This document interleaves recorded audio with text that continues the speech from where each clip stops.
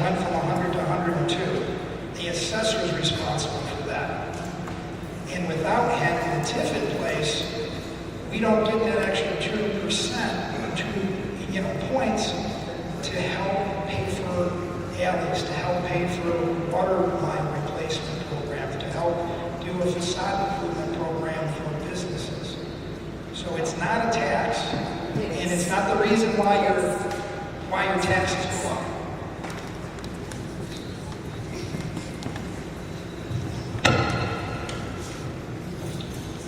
Well, it was said that TIF has nothing to do with our taxes. Unfortunately, this goes straight to the tax bills, and unfortunately to either residential or a commercial. It's proof of whoever wants to see it. Here, property taxes. And it's not 2, 10, 15%. This is 49% of your taxes that are going to double your taxes. This is something that it's not possible to be removed for whatever period of time it's said to be. You cannot contest it, you cannot lower it, and it has nothing to do with the assessor's office. Thank you. I just want to bring clarity. Peter, we've had this conversation so many different times. At the end of the day, you're showcasing taxes from 10 years ago. Over the past 10 years, let's say 10 years ago, for those who were in Maywood, your home may have been worth 60, 70, 80,000. That today is now worth 260, 280,000. So to keep flashing 10-year-old taxes to today does not make sense. So when you say TIF has raised that, again, I consistently invite you to show me that paper and show this is what TIF has done. Not this is what, because the school district has raised taxes, because the park district has raised taxes, because the elementary school district has raised taxes, and because the value of my home has went up, I have to pay more in taxes. If you can show me that on that paper, like I consistently tell you, please do. Because at the end of the day, even when you think about the village of Maywood, we have not raised the equalized value. We have not raised our taxes in 4 years. So, okay. So when you look at TIF, the TIF has increased of the revenue that we're getting because your value of your home has went up. I've said that, I acknowledge that already. If your home value has gone up, and for anybody who has lived in Maywood over the past 10 years, your value has clearly gone up over $100,000, if not more. So when your taxes come out and your home rate goes up, again, even the example that you're passing to me, it says 2021 assessed value $12,915, and then you're giving me an assessed value of $23,000. So I'm sure your values of your home has gone up. So again, we in the village have voted not to increase taxes. However, this is when I do say we have to be more vigilant on the high school district, on the park district, on the library, and the school board, because all 4 of them are additional separate governing bodies that do raise taxes. And the focus a lot of times is on the village and not on the other governing bodies. So if you look at your tax bill, yes, from 2021 to 2022 to 2023, you will see an increase in your home value. There is additional TIF. Next question. That has nothing to do with tax increasement from Cook County. Assessment service. Mayor Booker, I know that there's a lot of Cook County land properties. Do you guys, does the village have some type of program where they can work with the residents to like purchase one of those? Because I've been looking at a property and then it went to the Cook County Land Bank. And then when I contacted them, they said it was slated for a government project. So I don't know what that means. Can you explain what that means? Sure, there's 2 different projects that we're focusing on in regards to reimagining Maywood, which is actually helping the current residents buy those buy the lot type situation as a thought process. So as those properties are going into being processed by the land bank to get the taxes cleaned up, because some of them, again, some are 5, 10, 20 years back taxes, have not paid taxes. As we get those properties together to be able to sell, instead of selling it to a flipper that lives in Michigan, the goal will be to make sure that we keep it at home as much as possible. Then the other project that we're working on with Cook County and the land bank is identifying properties that need to be torn down because they literally are beyond repair. And then from that standpoint, the project would be to build and develop new homes that would be able to be purchased as well. So either it would be you purchase it and build it, or it would be a project that some of the other entities that we work with would build it. But it's a twofold thought process that goes into that. But as we're getting the properties, we're working with the Cook County Land Bank and we're working with the Cook County program called Build Up Cook that would help get residents who want to purchase the homes on their block be able to do that, but also redevelop the block for the lighted space. We also work with Cook County where we received through Strong Communities program $464,000 to help demolish some of those homes that really are just beyond repair. What was the name? The purchase program has not been let out yet because we're still working with the Cook County Land Bank.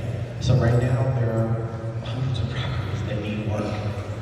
We're working through the process to get to establishing what the program will be. So there's nowhere to go look online for the program right now. Wait a minute, does she have a follow-up? Then, I thought you had your hand up. And then, so, just a follow-up, yes, ma'am.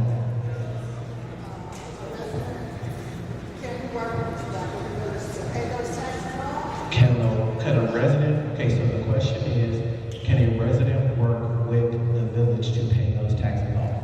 To answer that question, no. So if there is a home on your block and say, for instance, you knew who the family was or you knew how to contact the person who owns it, there's nothing that stops the village from you contacting that person, but that's not something that the village gets involved with.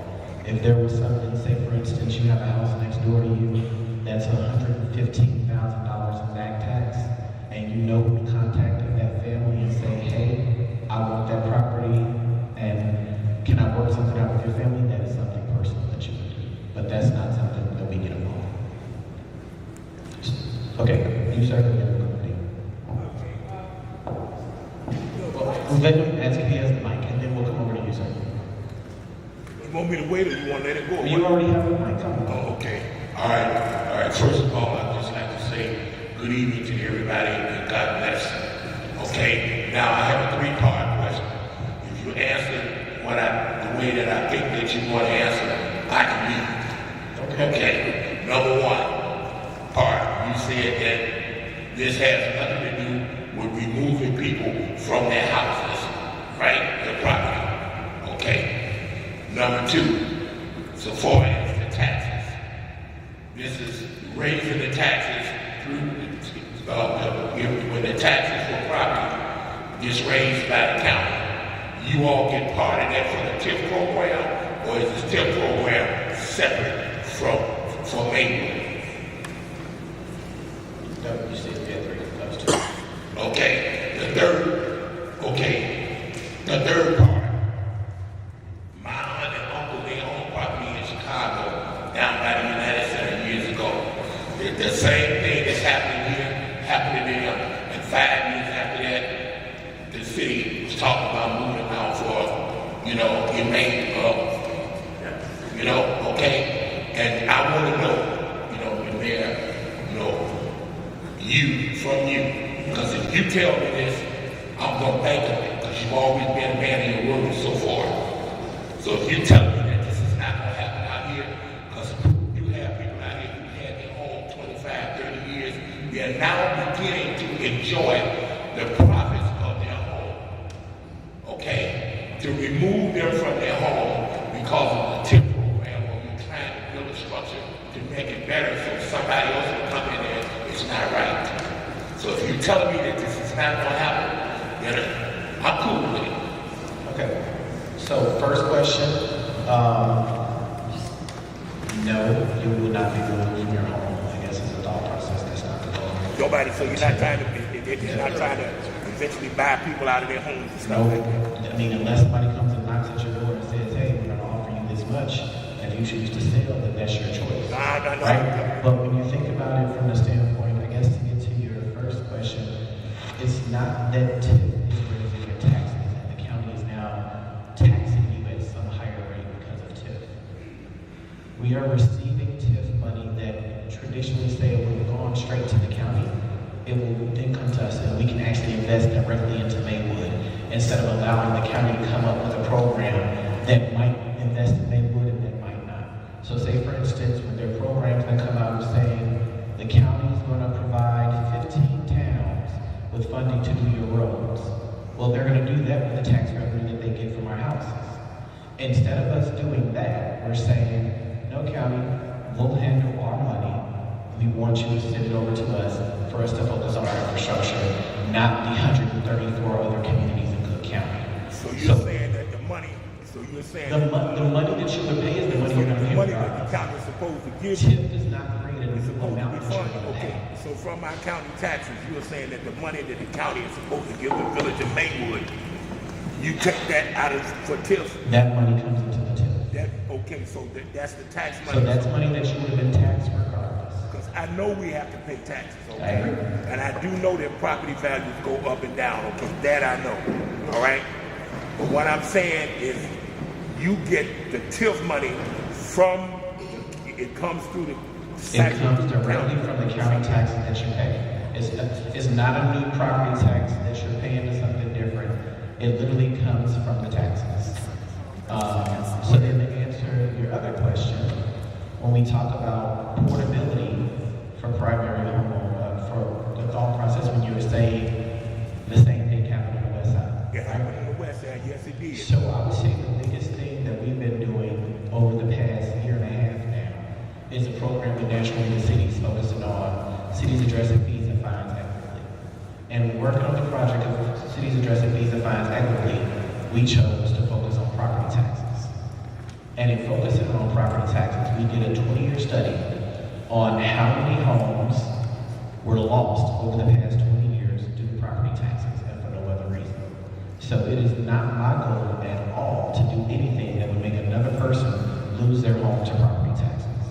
What this will do in regards to property taxes, I give you an example right now. We have, if every single thing from water to sewer to roads to alleys was fixed, that's all our infrastructure issues.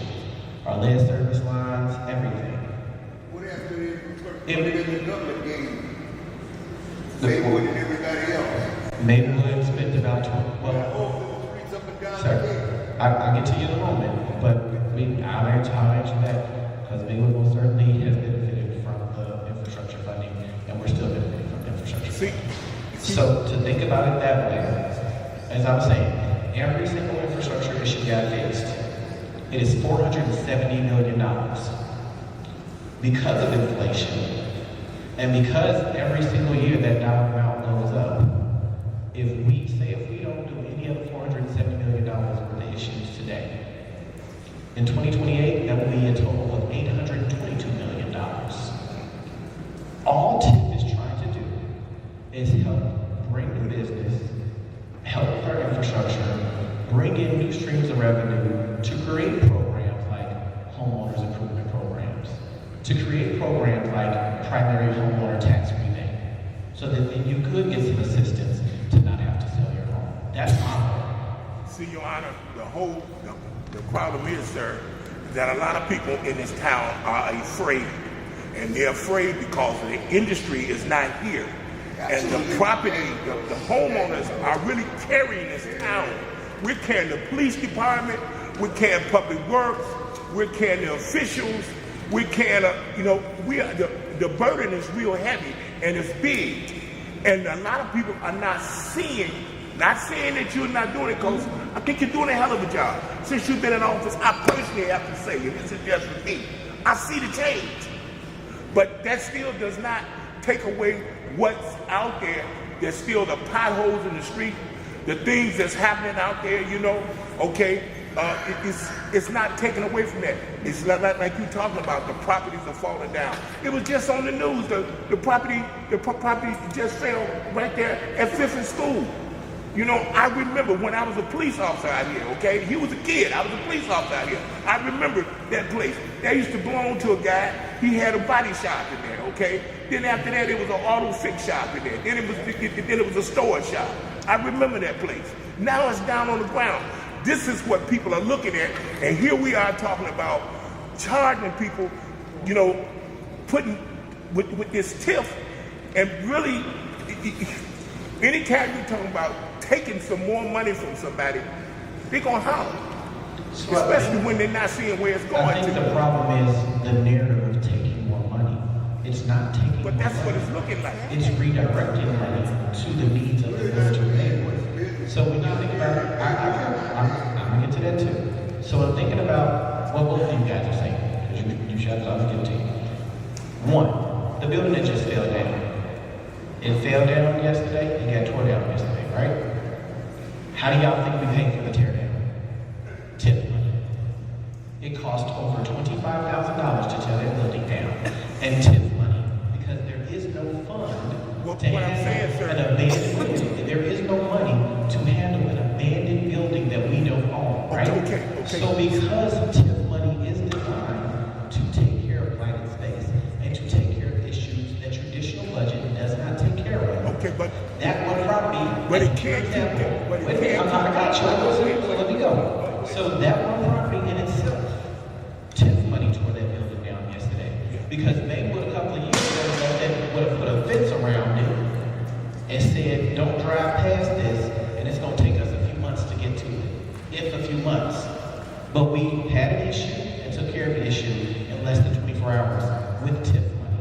When you say businesses, when we're attracting businesses, say for instance, when we're looking at attracting the 84,000 square foot facility that is the Kroger Distribution Center.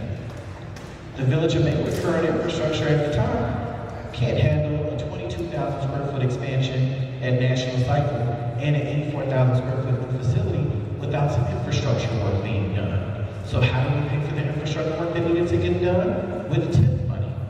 When we talk about abandoned and blighted buildings, say on our park, we're getting a new Shell gas station on Roosevelt. We're excited about that. It's going to be beautiful, right? But some infrastructure work had to get done. We're getting a brand new Starbucks on First and Harrison. Everybody's excited about that, right? But some infrastructure work had to get done. As we're looking at even getting the new grocery store, right, that was submitted for getting that under construction now, there's going to be some infrastructure work that needs to get done. Everybody was happy when we reopened the Maywood Supportive Living Facility. The new Maywood Supportive Living Facility looks beautiful, right? There was some infrastructure work that had to get done to get that building reopened. No different than the 72-unit building on the 800 block of Fifth Avenue. All of these are good things that are coming to the Village of Maywood, but we have to make sure our more than 100-year-old systems can sustain the development. So when we talk about the future projects that we're focused on, we have to have the funds to take care of the village-owned infrastructure to attract the businesses. Because if our infrastructure can't handle it and can't sustain it, then they'll just go to the town next door. So I want the narrative to shift that it's like we're taking money. The money is just being redirected. You're not paying a new penny to the taxes that you pay into the county because of TIF. Raise value in homes, yes. I'm not gonna lie to you about that. If the home value is more, you're gonna be taxed. But that's not because we raised the percentage. It's because the value of your home raised the percentage. When the Cook County Assessor's Office every 3 years does a new assessment of the area, and they say, this area has improved, so we're gonna charge it more. That is not saying that TIF raised it. It's saying if you wanna say that because we're doing good and being fiscally responsible and economic improvements that have been abandoned and blighted for decades, such as Washington Boulevard, that took more than 40 years to get built. We definitely had to use some TIF money to get there, like redirect TIF money, right?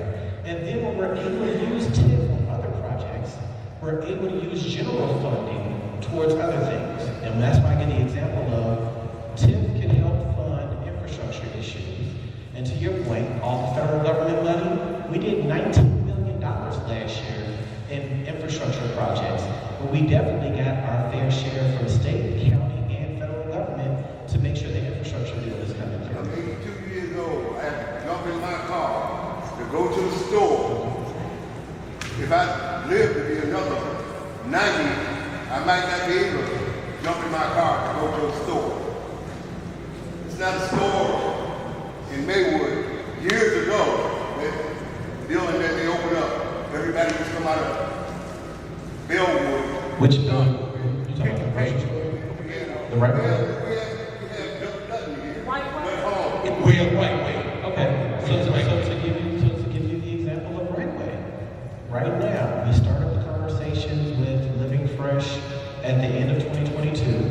They agreed to purchase the facility in 2023. We're working through the redevelopment agreement, working with the state right now. It's a $4.5 million project. Now, when we got the grocery store over a decade ago, the Village of Maywood put its own money into that project that didn't even last for a year. When you think about right now, we're working with the state on 4 different grants. Today, one was submitted for $954,000 for a $4.5 million project. And then by May 17th, there's another grant for $2.4 million that's called Grocery Grant Initiative that we spent all of 2022 fighting with the state to say we need you to create this program. 2023, the governor signed it into law. 2024, it's now available for us to apply for. Right? So government takes a long time, but in thinking about it for that process, the grocery store that we're working right now is Living Fresh that's in Forest Park to be reopened. We're working to get the funding for it that's not using our tax dollars, that's not using village revenue. However, we are going to have to use TIF. We're making sure that that infrastructure is in place to sustain a grocery store. We are going to have to use TIF when it comes to making sure that the parking lot that the village still owns looks fresh, just like the new facility that they're going to be building. So we have to think about it from that standpoint. When you think about the negligence of why we still have potholes, why we have block alleys everywhere, that's an issue that TIF can help stabilize. Sometimes when people say, well, why was the alley across the street done from Maywood, but mine wasn't? Well, that wasn't a TIF zone. That sometimes is actually the honest answer. We have about 6 minutes left. And I want to make sure we get to one. Sir, you know that's your question. What I'm gonna say, But we have 6 minutes. I just want to say, I am a retired homeowner in Maywood. I'm not going to the place. I put my trust in what you're saying. Okay? But count for sure that if it doesn't come to what you're saying it's going to come to, I am going to come talk to you. You know what I mean? Okay, because you know, I want to work with you because I'm a homeowner and I invested my time. I worked in this town and now I live here. Okay, so I got a lot of investment here. And I want to see Maywood work. Okay, so if you say that this is what you're doing, I put my trust in you. I appreciate it. All right, so we got 1, 2, and then the gentleman in the back had his question. Yes, ma'am. Okay, now I've been listening. Now I know that the government gives every state TIF money. Yeah. Now, yes they do. They give every state TIF money. Now, the village of Maywood, have given, you got the TIF money, we all got the TIF money. Now, I know that this meeting was done. We were supposed to do a meeting because for the village of Maywood. Here's the meeting. This is the town hall meeting. We are here. So now we're talking, and I do agree with you, what you've been saying so far. But now, what I see that the problem is, what about marketing? Open up jobs in the village for marketing. Put people in your positions to go out there and market and bring more finance into the job, into the village. Plaza, malls, to help us to get the money we need for this village. Because I know with the TIF, you're spending money, but you guys still have money in that TIF. You just got a shortage there. But now you're coming to the residents asking us for money. But you still have money. You can't fool us. I read a lot. We have money there. I mean, we have vacant lots. I know that you gotta help fix those vacant lots.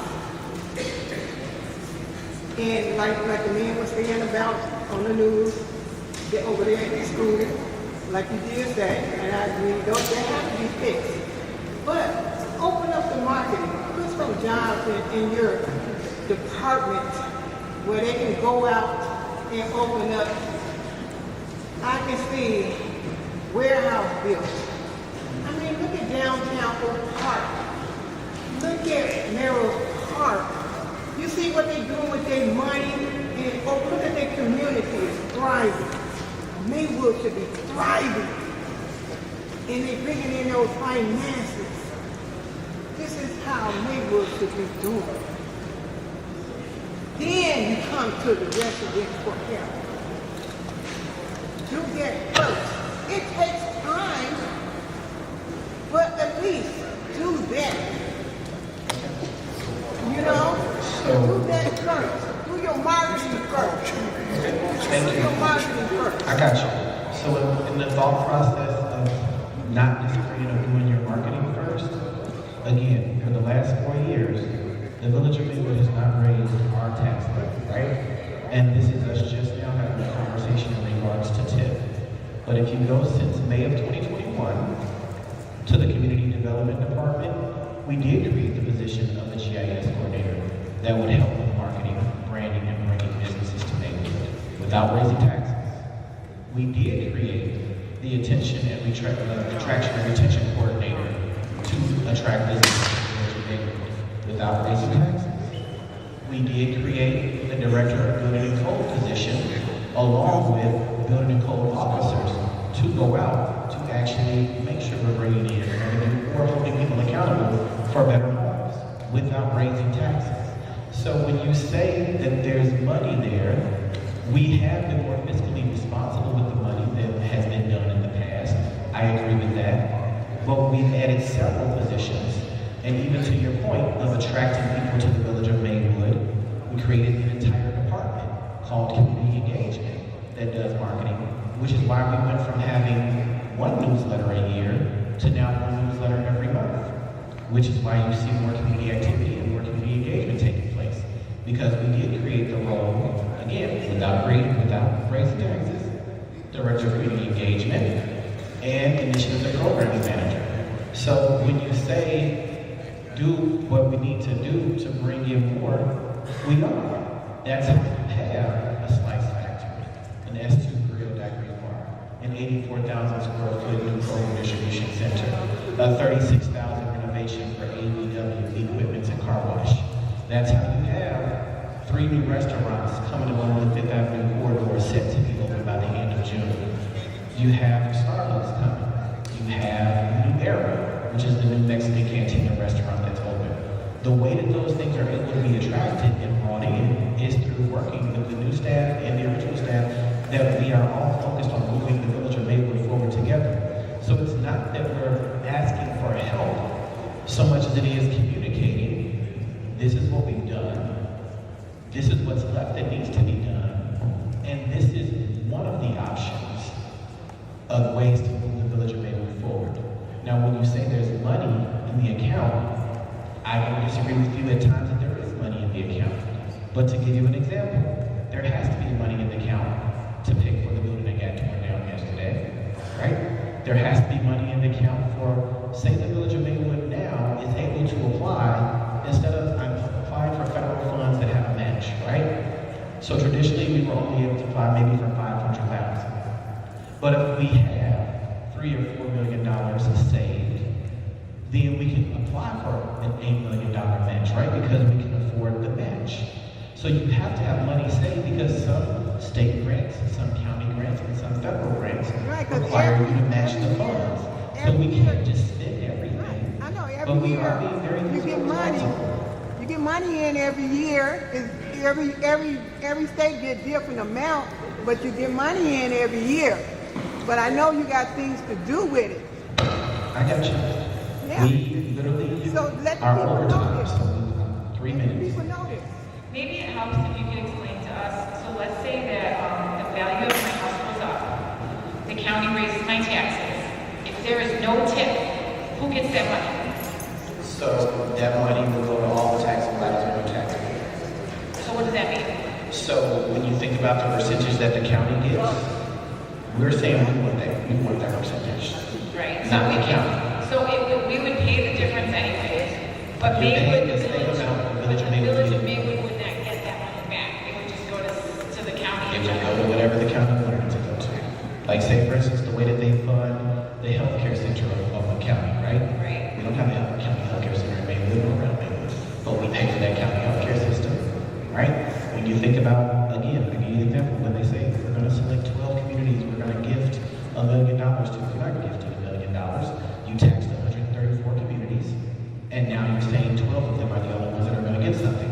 That's the reality that we're saying we wanna manage that money, not everyone else. So otherwise it would just go to the county budget to pay for everything. In this The example- sheriff's office and the health and hospital systems and the forest preserve, all that other stuff. The sheriff's office that, again, doesn't do jurisdiction on public safety in Maywood, yes, that they still get a share, right? But in saying with the TIFF thought process, we're saying we want to focus on our police department. We want to focus on our substation over closer to Roosevelt. We want to focus on saying we know what roads we need to get done. Now, the county, we will help in our portion as taxpayers across the county have to. But if we have the option of saying we will handle that money and we don't want you to handle it, that is an option that we're going with. So that's the difference between TIF. It's whether the county gets the money or Maywood gets the money. Whether the county gets the money, whether the park district gets the money, it's just a little different. Yeah, just really quick, think of it this way. TIF works like this. The baseline that we talked about earlier, if you pay $5,000 a year for your property taxes, that payment to Cook County gets distributed among about 8 to 10 different taxing bodies, different percentages. Without the TIF, if the assessor increases your taxes next year to $5,200, an extra $200, the village and all those same taxing bodies are going to share in $5,200 on their percentages, right?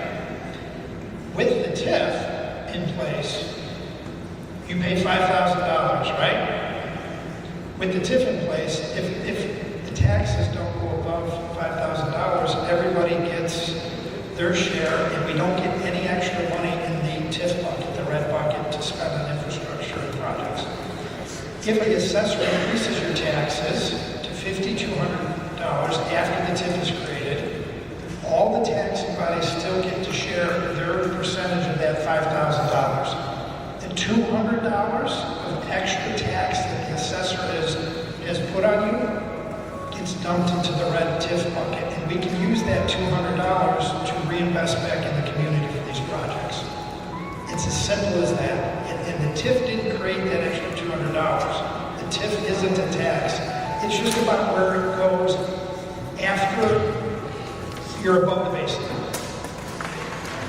So then there really was one other question that you would like to have back, and we're going to have to wrap up. And I'm not trying to push everybody out. We have another TIF meeting at 7:30, so we'll be here to answer questions. For those that have questions, and we need to close out so that we can allow the other room to come in.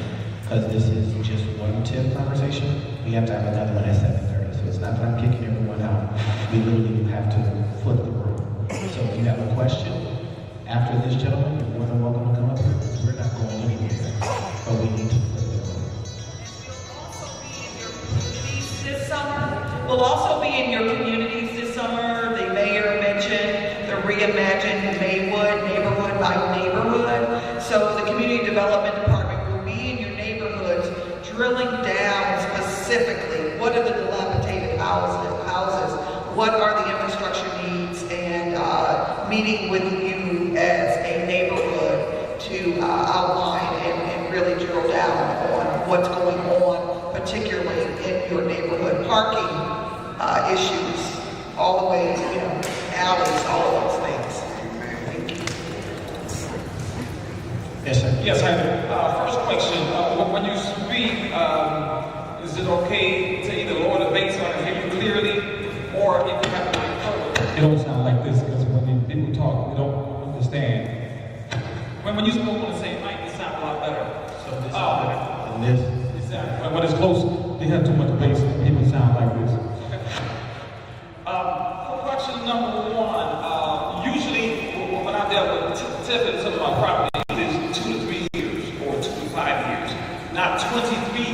far as the TIF, usually they have a specific program or project that they're doing. After that, it falls out in the tax. So 23 years, that's like life. 20 years is life. 23 years. Most people in here won't be here. You know what I mean? So 3 to 5, doing a TIF program or a project, I can understand that. You know, you try to bring some money into the town. And then the other question here on the paper says, will I be displaced? The answer that they gave was, the village don't have no plans, instead of saying no. So no is a solid answer. No plans means, I don't have no plans now. You may have plans later. You might have plans. You're gonna need your property. Because they don't have no plans right now. Don't mean it won't happen. Versus no. That's a solid answer. So, what's the truth of this? Yeah, that's it. Okay. So to say, it's a legal requirement to put that in the paperwork, I can tell you the answer is no. The goal of nothing is to relocate anybody from their home. Again, if somebody comes and knocks on your door and says, hey, I'm looking at rebuilding this entire block into townhomes, and your home is the only one that I haven't bought yet, I want to make you an offer. That wouldn't come from the village of Maywood, that would come from that developer, right? So if somebody comes and knocks at your door and says, you want to sell for this price, that's your choice to say yes or no. But it's not in the village of Maywood's goal to say, hey, we need you to get out of your house because you're standing in the way of advancement. That's not what we're doing. So when we talk about the residential aspect of it, we have no property and no address in sight of saying we're interested in relocating that resident. There's not a single property that is a conversation. I'm just giving you today. The answer is no. So do eminent domain come in the process with that, though? Say that again. Do eminent domain come into process with that? If you're saying that if that had to become a thing, yes, it would require. Okay, then that's the question that they're asking. So the answer is no. We don't have a goal. There is no plan of eminent domain on any residential property. There's no document on eminent domain on any residential property. There's no laid out goal of any residential property to go through that process. So then the other part, when you say it's a life sentence for 20 years, the other thing about it the other way is as we're redeveloping Maywood, we're getting the equalized assessed value of increase that goes into the TIF, right? So the more properties that we have that bring up value, the more commercial that we're going to bring in, the more industrial we're going to bring in, that's an increased value that we get that we can put back into our actual infrastructure projects, business improvement projects, homeowner improvement projects. So when you think about it from that standpoint, 20 years, being mayor for 3 years has been a blink of an eye, right? So when you say 20 years, one, we don't have to keep the TIF for the entire time. We can always go and say, we don't need the TIF now. That's always an option, right? I got you. So the other option that I would say is when you think about it from the standpoint of, again, 5 years from now, the infrastructure needs that are $470 million today will be $822 million 5 years from now. So even with all of the federal funding, all of the state funding, all of the county funding, we do have to acknowledge that Maywood's infrastructure is over 100 years old. So even when we're doing grant matching to federal money, even when we're doing grant matching to state money, it still requires that match. So if we're going for the $10 million match program, we do need that money to match. So we have to think about it from that standpoint. If it's possible to reintroduce it every 5 years or every 4 years to get the people's well, it's actually discussed annually. So the TIF, every TIF, and what's been done with the TIF money, and what expenses were made, what's in the TIF, that's the audit, that's done every year. So it's not something that has to be done every 5 years. There's a specific meeting for every TIF that literally is about, this is what the TIF is, this is what's been done with it, this is the money it generated, this is what we're doing, this is what we're planning to do. That meeting happens every single year. Yeah, I understand, but I've had a property with TIF on there, and later on, once the project is done, it drop off. So there's no longer getting tax on it. So I would say this, it sounds like we're having more one-on-one conversations at this point. We are at 7:23. The next meeting does start at 7:30. I'm not moving out of this chair. So anybody who has a question, please come and we can talk about it. But we thank you guys so much for coming tonight. Again, we'll be going to corridor by corridor, neighborhood by neighborhood. Road meetings aren't going to stop. But thank you all for coming tonight. Yes, ma'am.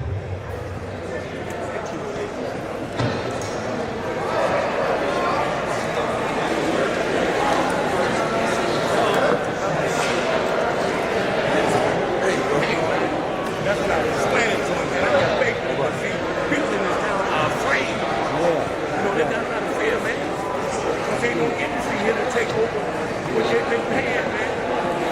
And see, we get some industry here and it's struggle. You know, some things, because people are afraid, man.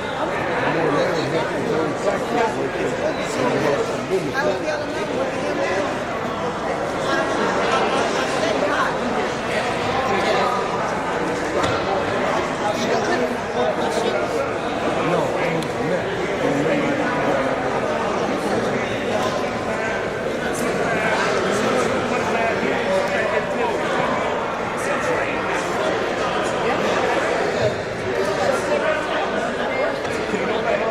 And people can't afford to sell their houses ain't nobody gonna come in here because of it.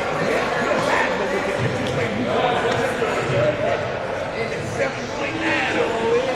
6.9. You know, hell, you ain't got 13 people in your family that can play. You can't do that.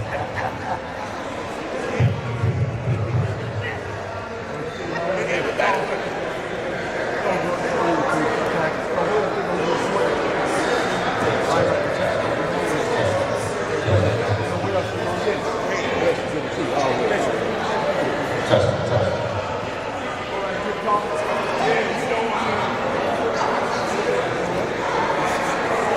Some of us need to be government and buy something. Ain't nobody coming in. Ain't nobody coming in.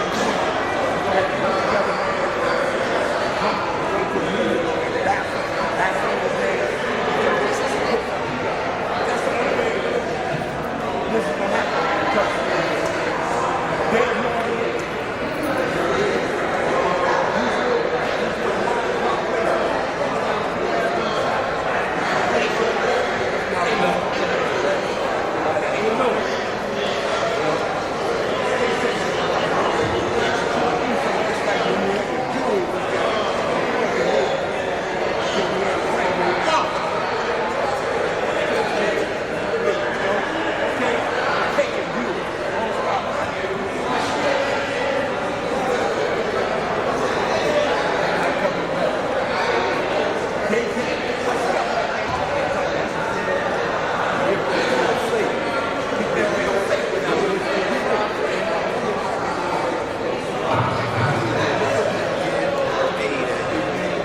Yeah, if you let somebody else, then it's gonna be like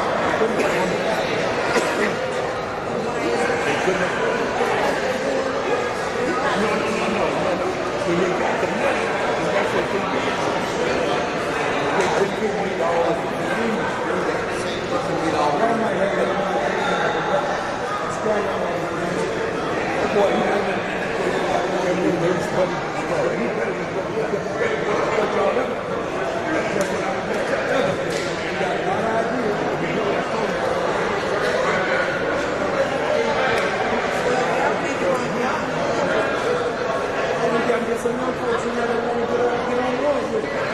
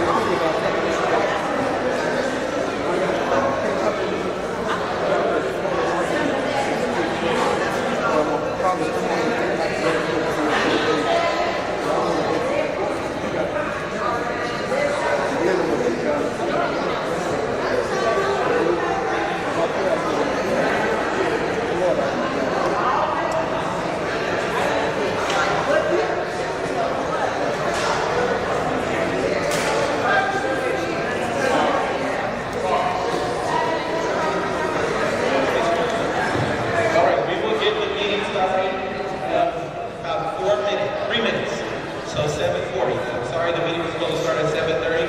We're trying to clear out the previous meeting that we had, so we'll get started in 3 minutes.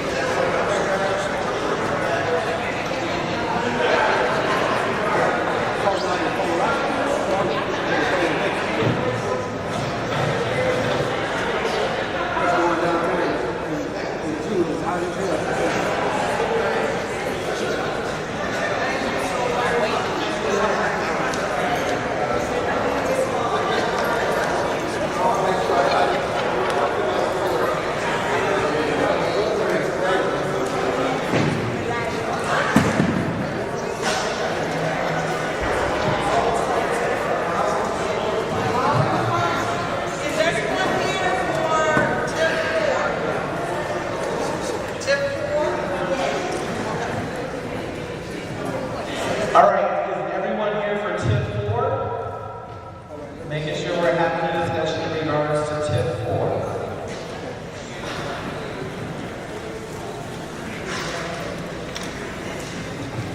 Okay, can everybody hear me all right? Okay, thank you all for coming tonight. I'm Nathaniel George Booker, Mayor for the Village of Maywood. Tonight we'll be discussing our tax increment financing, where we're focusing on, across the Village of Maywood, 4 different TIFs. You all were invited tonight because your home falls in line in the TIFs that we're having discussions on. So in thinking about the TIFs tonight, we're going to go over our presentation with our Community Development Department, with our legal department, Clienthorpe and Jenkins, as well as Ryan, which is our legal team, that focuses on TIFs. So some things to think about as we're talking about TIF 4. This is south of the highway. So anything on the other side of 290, we're talking about TIFs right now. So that's what we're going to focus on talking about. So in thinking about it from that standpoint, the Village of Maywood over the past couple of years has been able to celebrate the new Slice Factory that's open, the new Shell gas station that's coming, as well as the new S2 Grill and Daiquiri Bar that recently opened in the last couple of weeks. In the thought process of thinking about that, we also have to focus on reimagining the Roosevelt corridor overall. So with the reimagining commercial corridor on Roosevelt, we're looking at a feasibility in adding a substation for the police department with the new businesses that are coming. We have to focus on 5th and Roosevelt, where the old Volkswagen dealership was, to bring in new development on that. No, ma'am. I think this is just Angela, our director, playing with the screens. So look this way while she moves the screens, because we're not at the slide presentations yet. I'm just talking to you guys. So in thinking about that thought process, we do have work that needs to be done to the Volkswagen dealership. So the village has spent quite a few years trying to make sure that we acquire that property, because unfortunately that hadn't even paid taxes for over 20 years, right? So now that we're at the stage of being able to do something with it, TIF money will help in regards to the infrastructure and getting that property taken care of. We also still have some rock alleys on that side of Maywood that needs to be taken care of, as well as just overall, our infrastructure needs to be addressed. So our water, our sewage, our lead service lines, our roads, TIF will all be able to help assist with that tonight. So with that being said, I want to acknowledge Trustee Ramon Williams was here. I think he just walked out, and then we also have Trustee Miguel Jones who's in the back as well. But with that said, I am going to hand this over to our Community Development Director, Miss Angela Smith.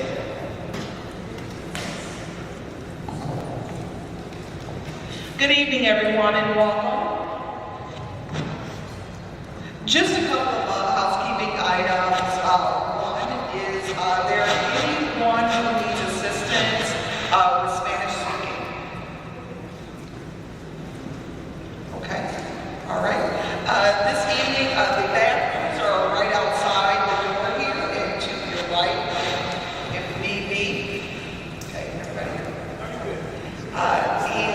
Just to get started, we're going to go briefly through the TIF fundamentals. What is TIF all about, and how does it work in your community? The strategic planning and objectives that they have shared with you, some of the things that we have going on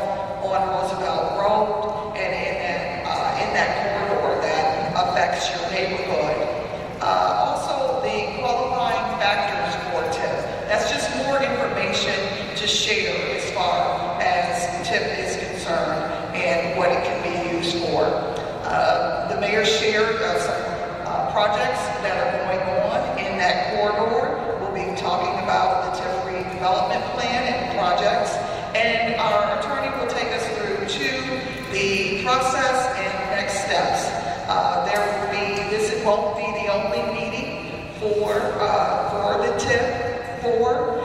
This is one of many meetings and one of many meetings where you will be able to ask questions and participate as well. Also want to mention that this summer the Community Development Department will be in your neighborhood in order to really drill down on what's going on in your neighborhood as far as infrastructure needs, addressing dilapidated housing. We're also going to be addressing the lead pipes in our communities, any parking issues and things of that sort. So the Community Development Department will be reaching out and inviting you to another meeting that's in your neighborhood in order to come out and have those types of discussions. Our consultant is going to lead us briefly in just kind of going through what is a TIF, what does it mean to our community, and then we'll wrap up with some questions as well and give you the opportunity to ask questions at the end of the presentation. All right, with that being said, I'd like to bring up our village attorney, Mr. Michael Jerusik. Thank you. Good evening, everybody. We're here tonight to talk about tax increment financing. What is it? It's a state law that allows villages to create essentially a redevelopment project area, a TIF district we call it, for purposes of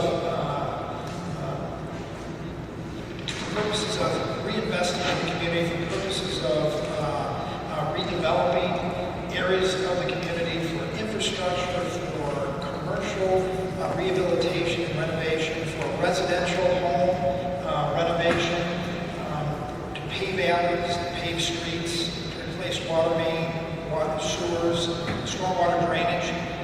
The goal is to really help the community reinvest in different pockets of the town where we may have a significant need for this type of infrastructure work. Why are we having this? The TIF Act requires us to have this public meeting. We had to give notice to all the taxing bodies. We had to give notice to all the residents that live in the area.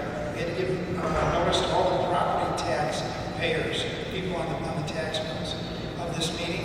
The whole intent is to kind of describe what it is that we want to do in creating this TIF district, what the purposes are, and then to give an opportunity for the public to have input. This will be one of many meetings that we're going to have as we go through this process of the village board considering whether to adopt the TIF district or not. And this is sort of the start of the process, the start of the community dialogue.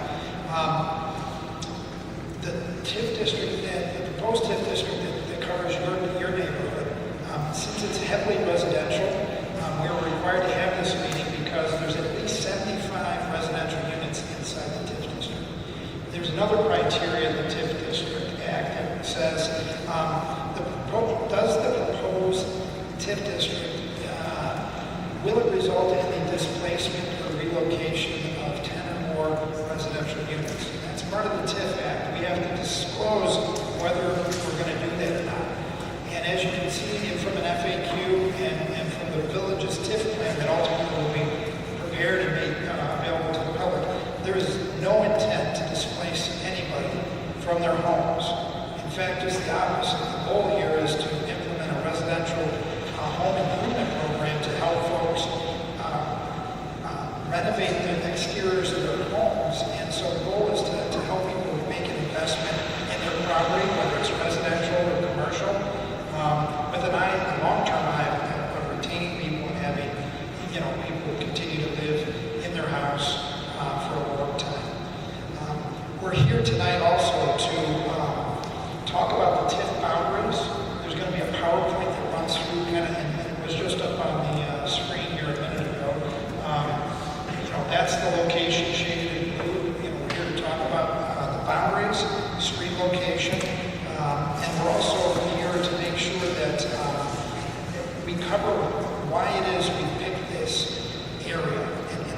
criteria that make it eligible to create a TIF district to have this program put in place. Specifically, who is actually notified for the hearing? All the taxing districts within this TIF boundary receive mail notice, certified mail of this hearing. All the taxpayers of record and people who pay property taxes, they receive notice by first-class mail, and all the residential addresses within the TIF district received notice by U.S. mail. And finally, we have this thing called an interested party register, where if you're interested in getting information about the TIF district, you can sign up with the village clerk's office. Everybody on that list got notice in the mail. We also, as a courtesy to the entire community, we issued the notices in both English and Spanish. And then, as part of the agenda, we did have a schedule, an anticipated schedule for next steps. Tonight, like I said, is the first of the steps. There will be additional meetings before the village board. There's going to be what's called the joint board of review meeting later this summer. There's going to be a public hearing that everybody's invited to attend in front of the village board again later this summer. We'll firm up those dates. And then at a certain point, the village board at a public meeting, probably this fall, is going to take a vote on whether to form the TIF or not. And there's 3 ordinances that they have to approve.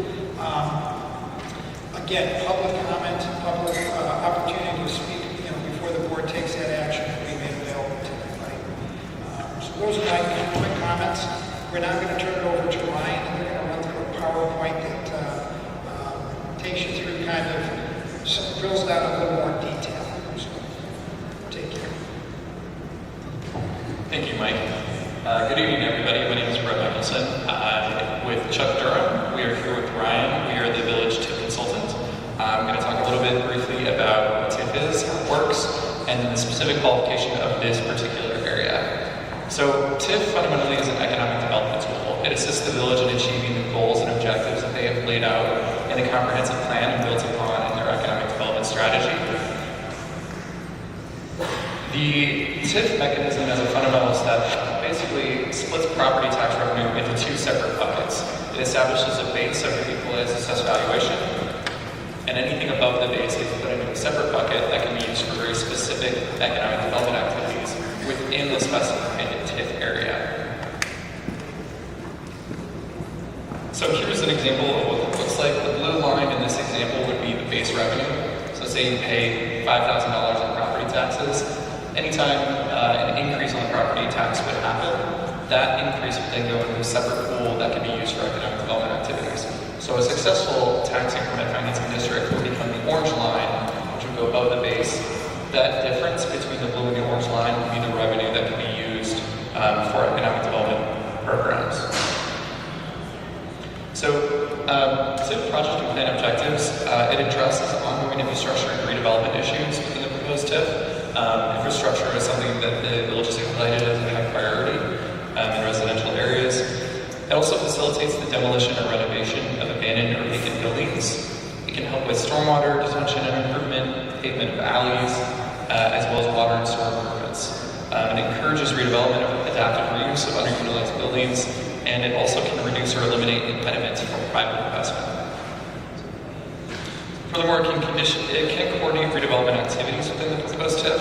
It also supports the village's TIF matching grant business improvement program. And it can also further the goals and objectives of the village's infrastructure improvement, land planning, and any other economic development incentives.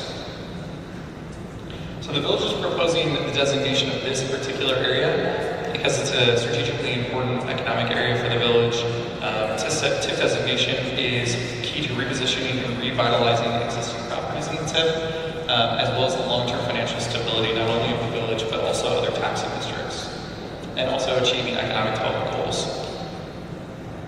As we mentioned before, this is a map of the study area. Functionally, it's the area south of the Eisenhower Expressway in the village.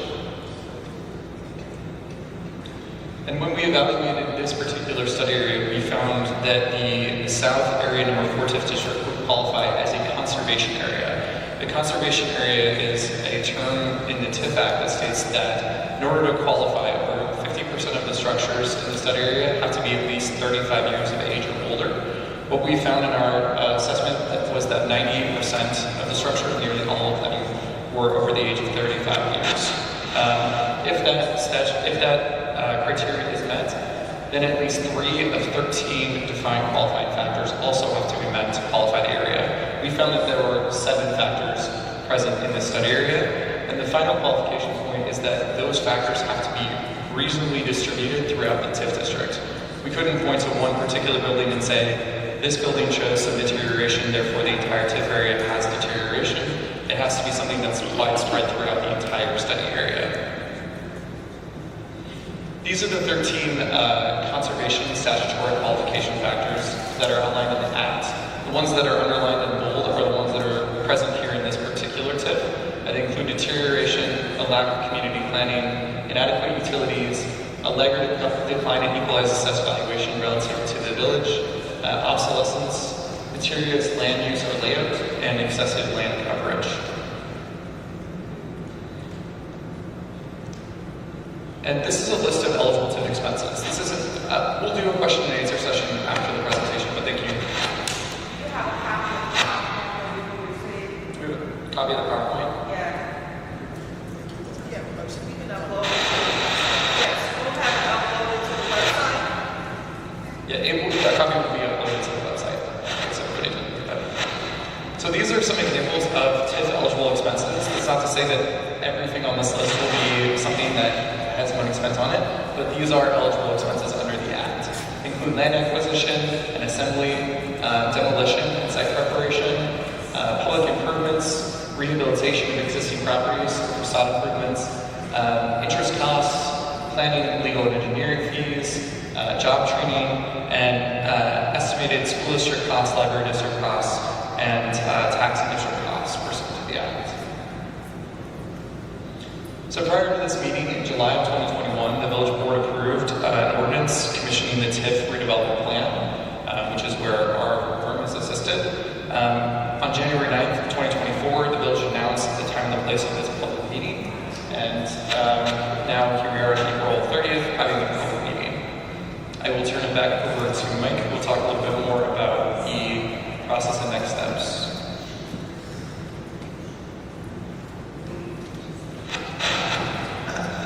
I did touch upon really the next steps with that schedule, but one thing I just wanted to confirm, did everybody get a copy of the FAQ that was mailed to you? We have some copies here as well.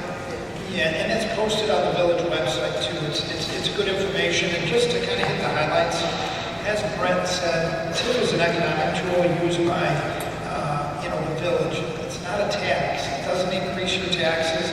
It has nothing to do with what the Cook County Assessor does, which is evaluate your taxes, from year to year and on a triennial basis. The reality is, implementing the TIF is not going to increase your taxes. The only person that does that is the Cook County Assessor. They're the only ones that are charged for that. We talked about whether we're not going to be displacing people. We talked about the reasons why we're creating the TIF. And then the 2 programs that the mayor will get into a little bit more detail. To the extent you have any commercial district or businesses in your TIF, and I think you're primarily residential because our Roosevelt TIF is to the south of you. That covers the commercial corridor. You really sit on top of that, and so we're not really going to have much of a business improvement program within your TIF. It's going to be more focused on infrastructure and the residential home improvement program. But just immediately to your south, we have a very vibrant TIF that's been in existence for a long time, the Roosevelt Road TIF. And there's an opportunity to share some of the TIF funds between that TIF district and your TIF district called portability to help fund some of the programs that you may need, whether it's alleys that need to be paved, water infrastructure, and the like. Similarly, we have Madison Street, Washington Street TIF in the middle of the village, north of 290. Some of the other TIFs that we're thinking about creating in town, the TIF number 2, TIF number 1, TIF number 3, which have had similar public meetings, one earlier tonight, one a couple of months ago. All of those TIFs touch TIF number, all of those 3 TIFs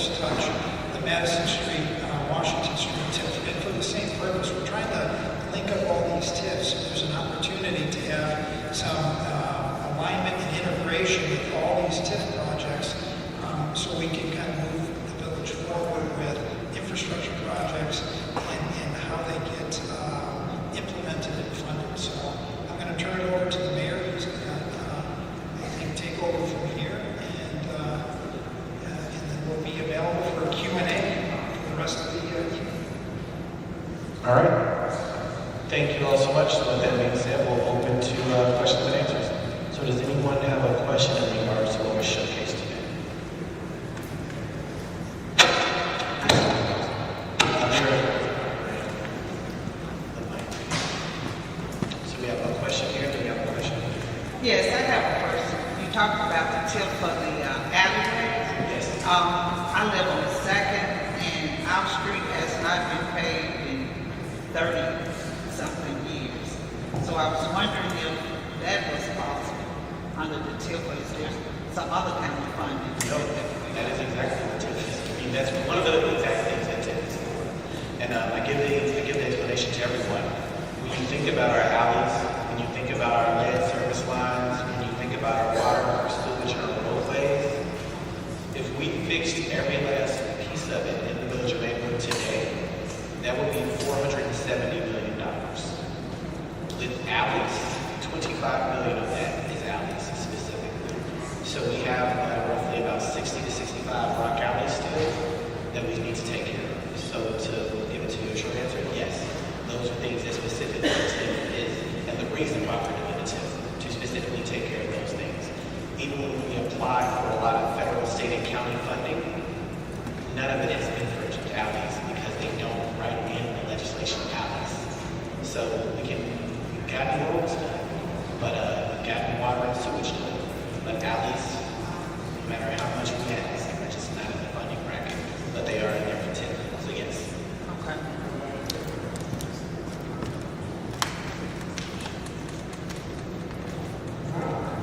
I live on 7th Avenue and have for the past 33 years.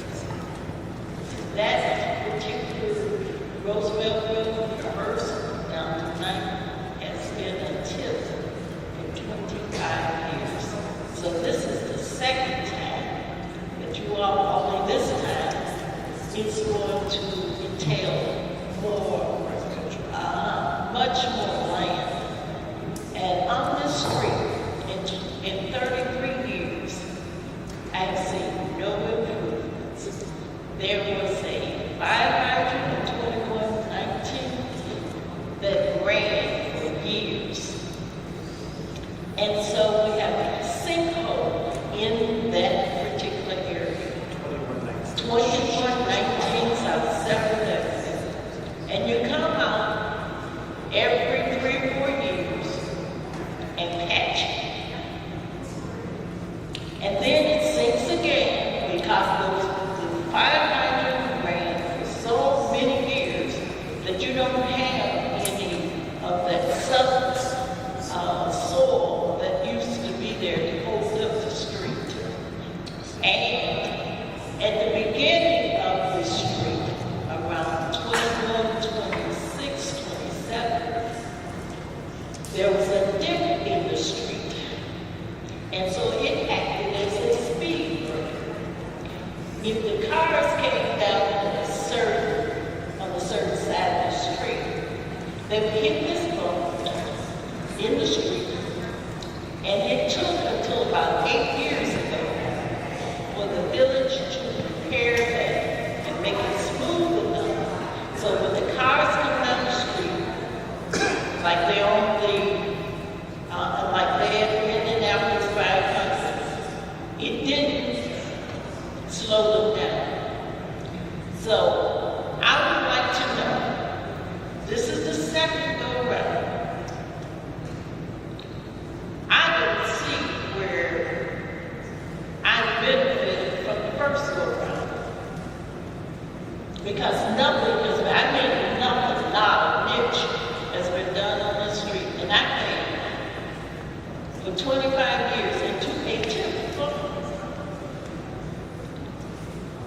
That's all I have to say. I just don't get how the people of Maywood are not serviced according to their taxes.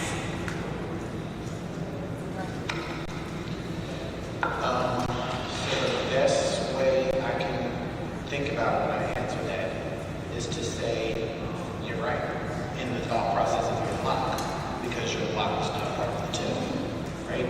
So the reason that we're to be more residential. So the question was, you're asking, how will this new TIF benefit me? Because the last TIF didn't, right? The new TIF actually has your home involved with it. The previous TIF didn't. So it wasn't in the TIF district map to give you a new water system, to take care of your sewer line, to take care of your lead service lines, to take care of your new roads, or to do your alleys. It wasn't a part of it. Now, I definitely was not even old enough to run for mayor at the time that TIF was established. But I can only speak to what we decided after May of 2021. So we literally are now 2 years ahead of where we voted on this in 2021. But literally, to answer your question, the reason why we're having this discussion is to make sure that you're not able to say that, because we are going to be using the TIF funds to address those very issues, because it wasn't a part of the previous TIF. So your house was not in the TIF. So you're saying how far also, okay, so the previous TIF, where were the lines going? The previous TIF went along the Roosevelt commercial corridor. That's all. The new, It has to come down. so the new TIF comes down to residential. The previous TIF was down the Roosevelt commercial corridor. That is the way they focused on commercial. That's why alleys didn't get a bump of it on Fifth Avenue. I'm looking at the map right now. A bump of it going down Fifth and Fourth, right where the Volkswagen dealership is, right? So that's still commercial. So think about the old TIF was commercial zoning. This TIF is expanding into residential because it's great to have a new Roosevelt corridor. It's great to have Washington Boulevard done. It's great to have First Avenue done. But you live on 7th. So the reality is you would like to see 7th done as well. Thank you for Roosevelt, but what about 7th? That is what this TIF answers. Are you going to prioritize the work? How's that going to be? Okay, because I'm on 7th, somebody else is calling about 5th and 3rd and all of that. So, are you going to piecemeal, or do you have a plan that you're going to, the consistency of getting your work done? Yeah. So I think the biggest part that we've done, the question is, how do we make sure that everything is focused on, not just one piece or another? Right? So thinking about it from that perspective, the way that you go about that is we've done an assessment on every street. So we're going to start with the worst streets. We've done an assessment on all of the water and sewage lines. So we're going to start, like, even though a lot of our infrastructure is more than 100 years old, some of them have had more patching than others. Some of them, to your point, are broken down. So we have to look at the assessments that we've done on every street, which ones are the worst, and how can we get those taken care of the quickest. Okay. So that goes with the federal funding, the state funding, and the county funding that we're applying to as well, to make sure that we can have more money reserved to do matching grants. So if we're able to match more, we can ask for more. But that's the goal, to make sure that, one, we're taking care of the worst ones, but then also, with our new GAs, the goal is to really allow you to be able to tap your address in long term. We're working on this as a process. But tap into your address and know this is when your alley is anticipated to be done. This is how old your alley is. This is how old your sewer line is. This is when your street is. So if it's not done, here's when it's anticipated to be done. If it was done, this is when it was done. So that the question isn't when is this going to happen, so much as you'll be able to go in and see when it's going to happen. What is going on? Exactly. So it will go based on the quality of the street, quality of your current infrastructure, sewage, water, and land.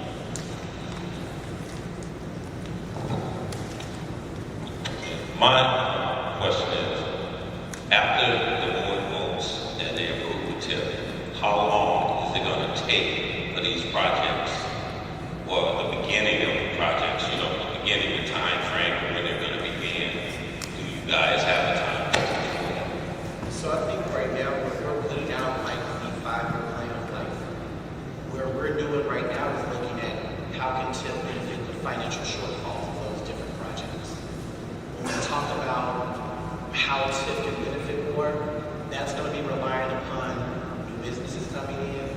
That's going to be coming upon a raise in your value of your home.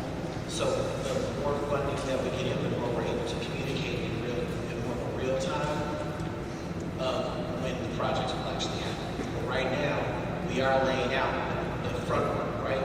We know where the land service lines are. We know where the alleys need to get done.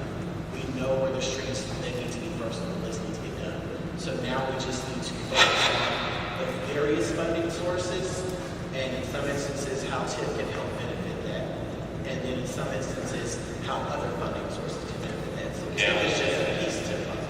But what you're saying is, okay, once we tell the board votes, then there's a process. You guys have to apply for these loans, or these matching grants. Is there?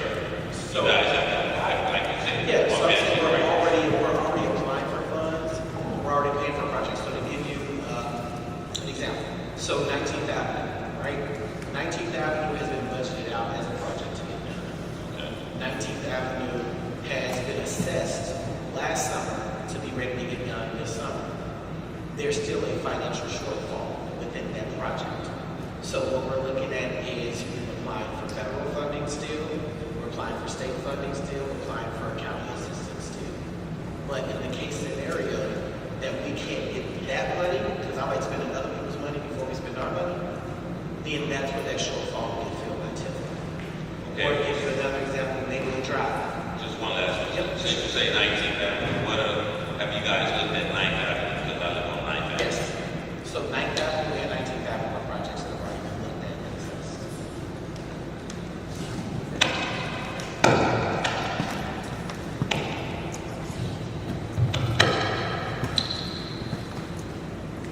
Good evening, everybody. Trustee Miguel Jones here. I wanted to just share a few comments.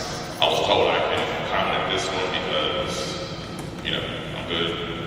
Yes, you don't look at this. Yes, all right, perfect. So I can share a few comments, just so people kind of know my point of view since I was here. I did support the idea of creating this TIF district so the community could weigh in on it. I heard the community's input. I'm also very much interested to hear the other governing bodies' input because they're going to be impacted as well. And I think we have to keep that in mind. I think the idea of our taxes not going up is true under certain circumstances. And I would like to get a better idea, and we will, of what are the capital needs of the school district, of the library, of the park district. Because how the formula works is if they have capital needs and this TIF district goes through, it's my understanding we're locked in. So they're still allowed to increase their tax limit. They're not allowed to do that. And so what that impact is, I think we have to be a little, forthcoming about what that might look like. And if they're on the same page, they understand. And I think I've heard the tone is that we're coaching, or we're hoping that's the case. But I think we need to make sure that's the case.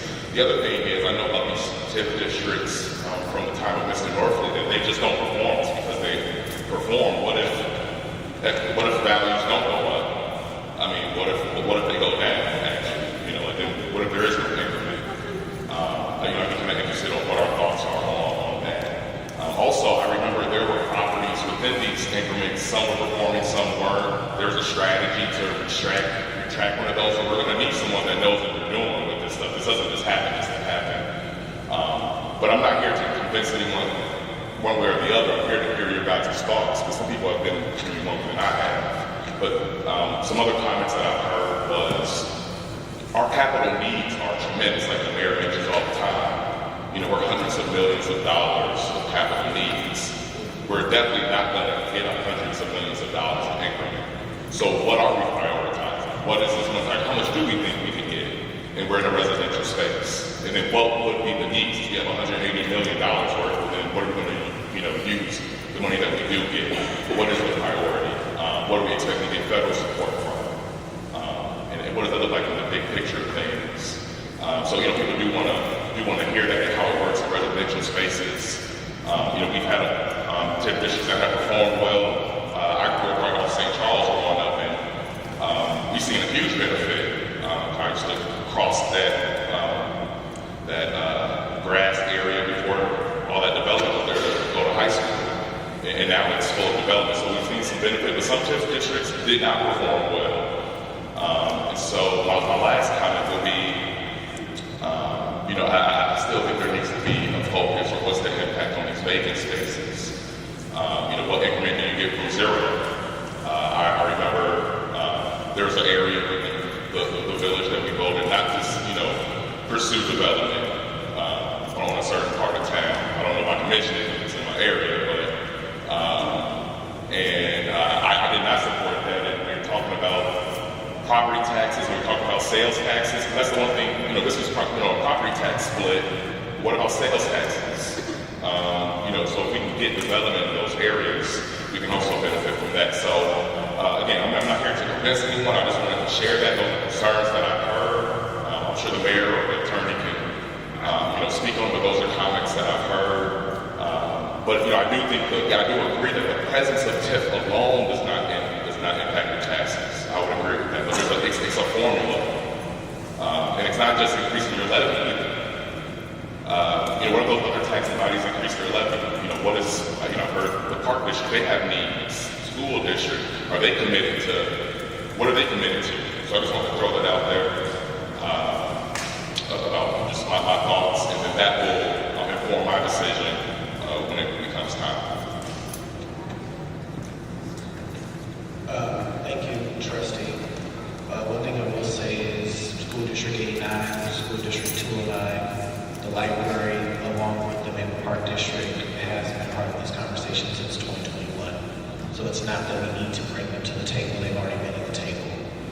To give you an example, the Park District, when we first were drafting the TIF, 2 of their parks were in the TIF. They wanted to make sure that 2 of their parks were in the TIF. As an example, in reassessing their properties, that they want to make sure that there's TIF funding available when they're redeveloping properties or when they're redeveloping parks. To think about it from the standpoint of the schools, the school districts were more so interested in understanding, will TIF bring more commercial revenue, or will it add more housing that would then ultimately add more to the school district in regards to bodies? So the assessment is a part of that thought process. The library was more so in the thought process of, will the TIF be a benefit to the 18 acres of land that they sit on? So the answer to them was very simple. It will be, because one, they mentioned that they wanted to make sure that the parking lot got paved. So we put that in the thought process. The other piece of the thought process is, as we're focusing on the Maywood Community Center, Civic Center space, where the new Village Hall would go back to where it was right next to the library. So in thinking about that thought process, that brings more traffic to them. We're also exploring within the feasibility of the 18 acres, the federally qualified health center that would also bring an indoor pool instead of an outdoor pool. So that's another thing that's a part of the feasibility that we've discussed with the other taxing bodies. And also the thought process of being updated in regards to our 911 center, in regards to our police department. So it's not to say that we need to bring governing bodies to the table. They're already at the table and very part of the conversation. And then also as a part of the assessments in regards to the legal right to work.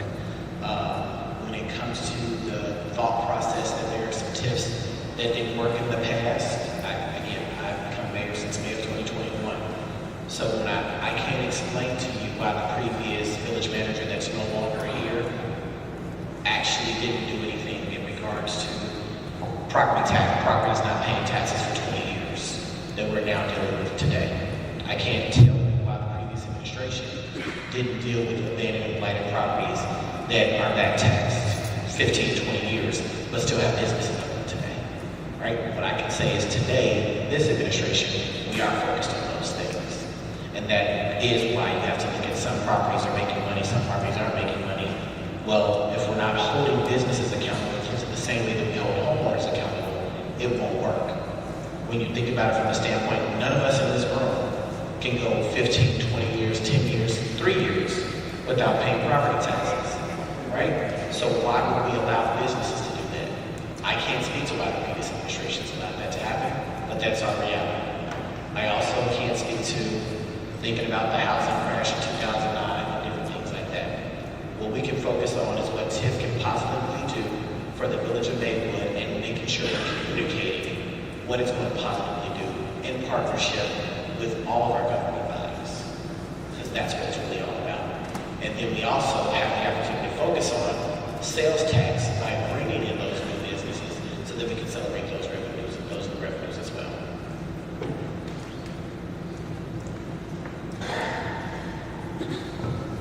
I think people ask great questions. And I'm just curious about the numbers.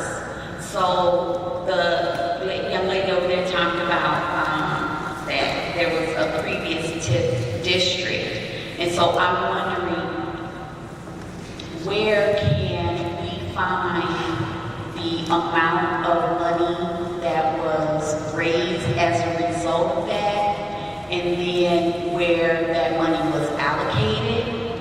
And I also wonder, like for this proposal, you talked about certain projects already being identified, but then how much money are you projecting that this TIF district can raise?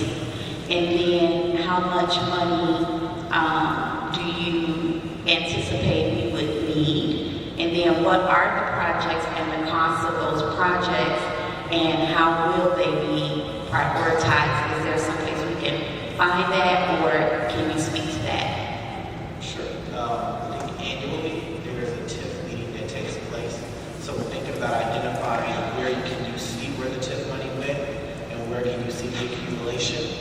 You would go, one, you can go to Cook County TIF Viewer. You can go to the Cook County TIF Viewer website. If you go to the Cook County TIF Viewer website, it'll be able to show you year by year how much revenue is brought in. And then annually, there is a TIF meeting that we go over what the TIF money and funding has been on, because there's an audit that gets done. So the TIF audits will showcase and highlight what's been done, what the money was spent on, and then that's the revenue is in there as well.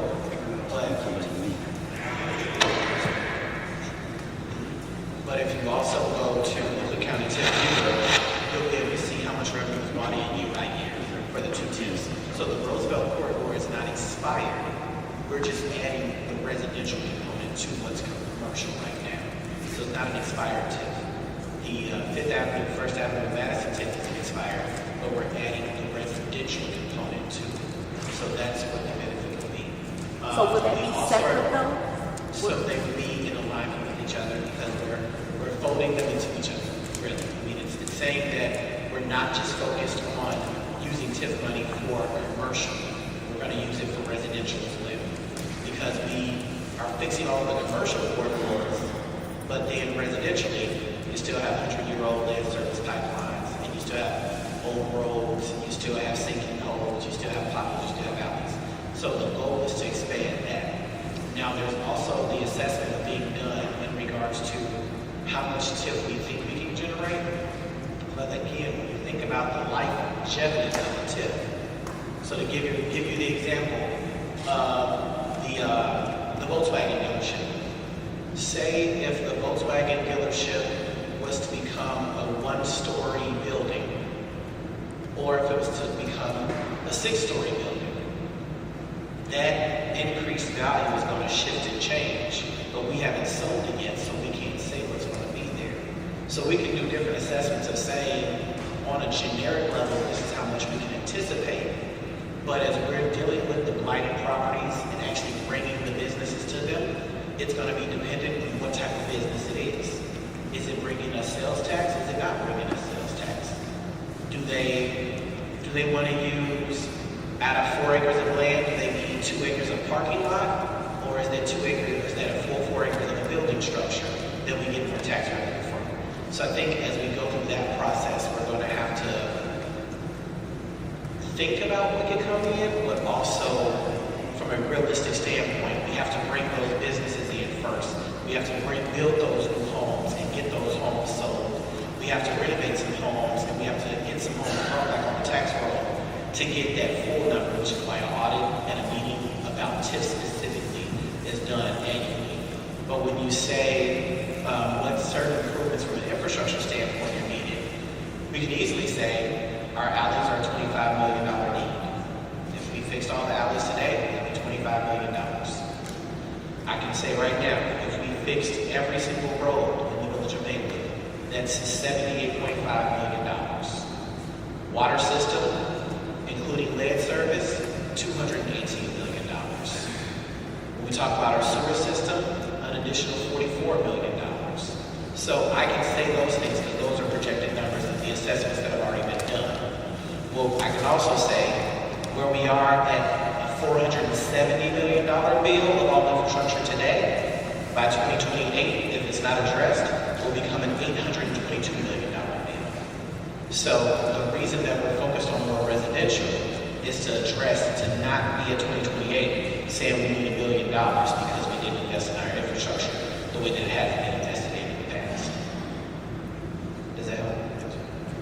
Well, I mean, based on what you said, I don't feel like that there is any type of, in my mind, I can't clearly see a vision or a plan, because if you say, hey, something's going to cost $25 million, do you feel like we're going to have, at the end of 23-year TIF, we're going to have $25 million in reserves to cover it? Because if you don't, if that's not your belief, then what is your belief in terms of some type of projection as to, are we going to have a quarter of that amount? Are we going to have double that amount? Are we going to have 10% of that amount? Because it's hard to vote on something when you don't have any. I think on the one part, it's impossible to project 20 years later what inflation and revenue is even going to look like. That's being real.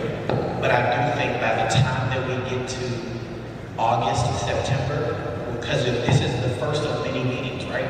So the assessments of all that stuff is still being done. By the time we get to August and September, we can say, based on what we currently have, this is the revenue. We can give the reports today of, if we only focus on the commercial corridor of Roosevelt, that brings in so much. If we only focus on the 5th Avenue, 1st Avenue, and Madison corridor, this is how much it brings in. So we can play with the numbers, but the reality is we cannot assess what Cook County is going to assess our homes at in the next 3 years, let alone today, 20 years from now. We can give guesstimates, but to give definitive in 2024 of what 2044 is going to look like, that would just be shooting sky. And I don't want to misrepresent what that money will look like. Ultimately, when you think about it from this perspective, the taxes that you already pay are going to be the taxes that you already pay. Whatever increase is given based on new revenues, that will go into the TIF to be able to do new projects. So when we think about it from that perspective, that's the direction that we're looking at it from. When you think about, if this is a $10 million infrastructure project and we're able to do a grant match we're going to go for the whole $10 million, and we have to match 25% of it, we would have $2.5 million in the TIF to match that, to make it that $10 million. That's what we're trying to do. So I hope that helps. Just to actually clarify for you, there will be a thing called a TIF development plan, prepared, document thick. Two gentlemen next to me are the brains behind that operation. They're going to prepare the TIF plan. It'll have an actual budget. A budget, let's just say it's $20 million, $40 million, whatever that budget is. They will crunch financial numbers based on projections for our area and areas, they'll look at trends in kind of other TIF districts that of similar type and scale. And they're going to come up with an estimated budget for this particular TIF district. And it will be a number that, whatever the dollar amount is, the TIF Act has an escalator. And so for every year that the TIF exists, that TIF budget gets to go up by 5%. It tries to capture CPI. So, the TIF budget never is too low for us to accomplish all the projects that we hope to accomplish inside this TIF plan. As the mayor said, this is just sort of the first meeting. The TIF plan will be prepared over the next 6 to 8 weeks. It'll be, again, presented, made available to the public.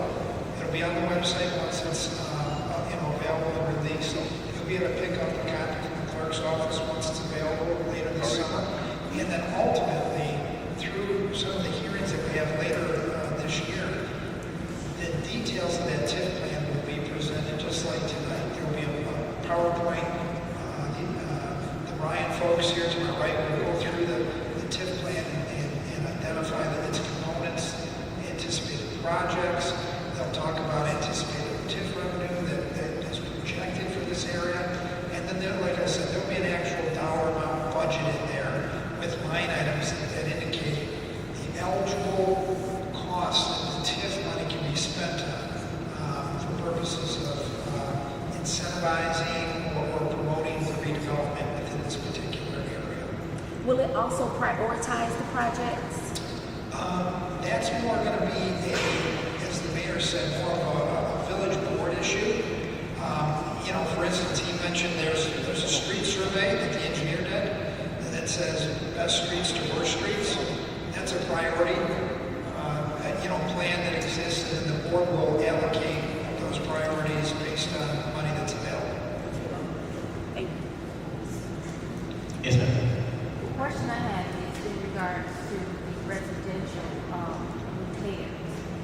So if the homeowner needs to repair things within the house and also outside, like driveways, siding, how is that going to be taken care of? How does that process work? So if I'm understanding your question, it's like we're talking about infrastructure, we're talking about commercial, but you want to make sure that there's some homeowner improvement put into that as well. Okay. So right now, we're working on 4 different homeowner improvement programs that we look to roll out this summer because we've already identified funding to do that. But most certainly, the same way that we look at our commercial corridor, we created the business improvement program. We would look at putting together a similar homeowner improvement program that would help. So right now, if you go along Roosevelt, a business can come and apply for improvement assistance, but a resident can't.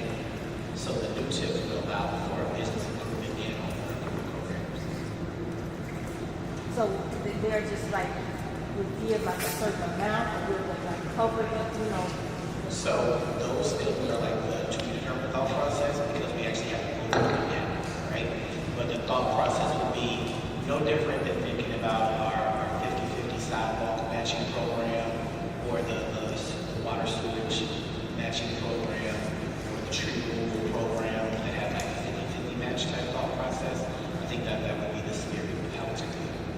And I think there's also going to be some thought processes into primary home ownership versus secondary home ownership, rental landlord versus primary homeowner.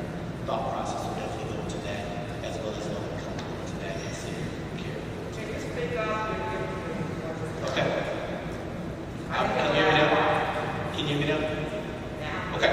So I was saying, in thinking about it as we're putting together the program, the conversations that are going into it are senior care, low income, primary homeowner versus landlord. I think different residential improvement homeowner programs all are part of that conversation that are going to be rolled out.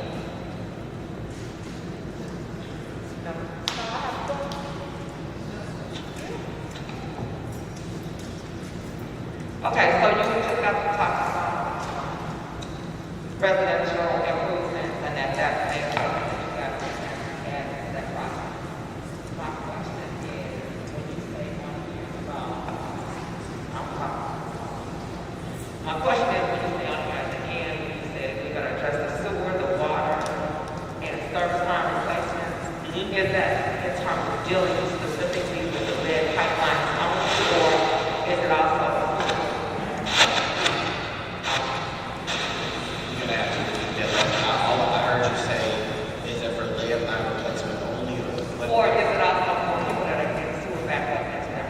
So the projects, the dollar amounts that I gave are focused on lead service lines and sewer and water separation, as well as infrastructure and roads and alleys. So it focuses on all of it. okay? And the alleyways, when you say alleys, you just talk about the repaving as opposed to having the rock alley. So it's not only the repaving, it's the alleyways need sewer lines as well. So putting sewer lines and paving. Okay, got it. Thank you. And then this is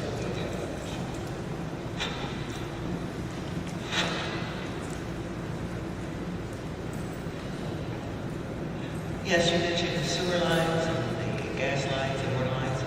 If we're having problems prior to the services starting, are we responsible for making those repairs? And I'm asking that because there's been 3 people in my block alone who's had that problem. They had the ground dug up. The second question is for the attorney. In pursuing this, the VW company, Volkswagen company, will you be responsible for that? Will you be pursuing that, pursuing to make sure that they pay those taxes? So, I guess there's 2 parts. One, if your current home is in your property line, there currently is an issue, you are responsible. Okay, what's the property line? Is it from my house to the street, to the sidewalk, or to the street? So you would have to put your specific PIN number when you go to the Cook County PIN viewer and type in your address, and it will give you your specific property. Okay, so again, I need to my house. So like, box, sidewalk. Like for the sidewalk, if there's a problem starting at the sidewalk, back to my house, I'm responsible for it. But if it's from the sidewalk to the street, you're responsible for it. I'm not saying that your property line. In general, yes. But there are some hands that are shaped differently. So I don't say yes specifically to every property line. But in general, this is as a general. But that's why I'm saying specifically to go to your house. I don't want you to hold it, right? Because I'm saying in general, it goes to the sidewalk. But I'm saying specifically, because you're saying specific for your home, I will go to the PIN and actually see where your property line is to make sure where your property line is. Will I be responsible for the cost of it? If it's within your property line, yes, you're responsible. And then, that's what it's going to be. If you go to your PIN and you see where your property survey line is, that's where specifically you would know. So if there's something that you specifically have going on, I would have the survey, and that's why I say start with your specific PIN number and know where your specific property line is. Considering it's piping in the ground is pretty old. And there's been 3 to 4 people on my block alone that have had the ground dug up. And I've been getting solicitations in the mail asking, do you want to pay an extra fee just in case something goes wrong with the piping, the effluent sewage or something like that? Would it be wise for us as residents to pay for that additional cost? So I can't tell you how to spend your money, right? That is your private decision. But no different than homeowners insurance, or some people buy like appliance insurance. There's some people have pet insurance, right? That is a personal choice that you have to make. We do have partnership with some of the sewer lines that help with insurance with National League of Cities that have done mailers to offer that service. So that is a service that is being offered in partnership with what we do with National League of Cities. But we're not forcing you or adding it to your water bill or anything like that. That's a personal choice that you have to make. And then to answer your other question in regards to Volkswagen ownership. So Volkswagen doesn't actually own the property. The Volkswagen does not actually own the property. It was a private owner that we've already been going through the legal process on to acquire the property so that we can handle it.